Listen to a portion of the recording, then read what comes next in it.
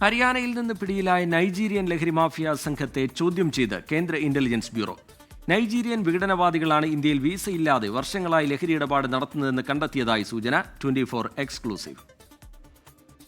നൈജീരിയയിൽ നിന്നും ഇന്ത്യയിലെത്തി രാസലഹരി വിൽപ്പന വ്യാപകമാക്കുന്ന സംഘത്തിലെ 3 പേരെയും കേന്ദ്ര ഇന്റലിജൻസ് ബ്യൂറോ ചോദ്യം ചെയ്തു. ഹൈദരാബാദിൽ നിന്നും കോഴിക്കോടെത്തി ഐബിയുടെ നർക്കോട്ടിക് വിദഗ്ധ സംഘമാണ് വിശദമായി 3 നൈജീരിയക്കാരെയും ചോദ്യം ചെയ്തത്.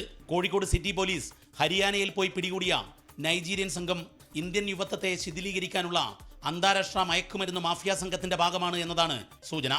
ഐബിയുടെ ചോദ്യം ചെയ്യലിൽ പ്രതികൾ നൈജീരിയയിലെ വിഘടനവാദികളാണെന്ന് കണ്ടെത്തിയതായും സൂചനയുണ്ട്. വിസയില്ലാതെ ഇന്ത്യയിലേക്ക് നുഴഞ്ഞു കയറി വർഷങ്ങളായി ഇവിടെ കഴിയുന്നവരെക്കുറിച്ച് FRROയും അന്വേഷണം ആരംഭിച്ചു കഴിഞ്ഞു. കോഴിക്കോട് സിറ്റി പോലീസ് പ്രതികളുടെ വിശദവിവരങ്ങളെല്ലാം കേന്ദ്ര ഏജൻസിയായ FRROയ്ക്ക് കൈമാറി കഴിഞ്ഞിട്ടുണ്ട്. ഏതായാലും രാജ്യാന്തര പ്രാധാന്യമുള്ള ഒരു മയക്കുമരുന്ന് കേസായി കോഴിക്കോട് ടൗൺ പോലീസ് പിടികൂടിയ ഈ കേസ് മാറുകയാണ്. ദീപക് ധർമ്മടം, 24 കോഴിക്കോട്. ലോകത്തെവിടെയായാലും ഏത് സമയത്തും 24 വാർത്തകളും ഓഗ്മെന്റഡ് റിയാലിറ്റി പാക്കേജുകളും എക്സ്പ്ലെയിനറുകളും വിശദമായി കാണാൻ ഞങ്ങളുടെ യൂട്യൂബ് ചാനൽ നിങ്ങൾക്ക് സബ്സ്ക്രൈബ് ചെയ്യാം.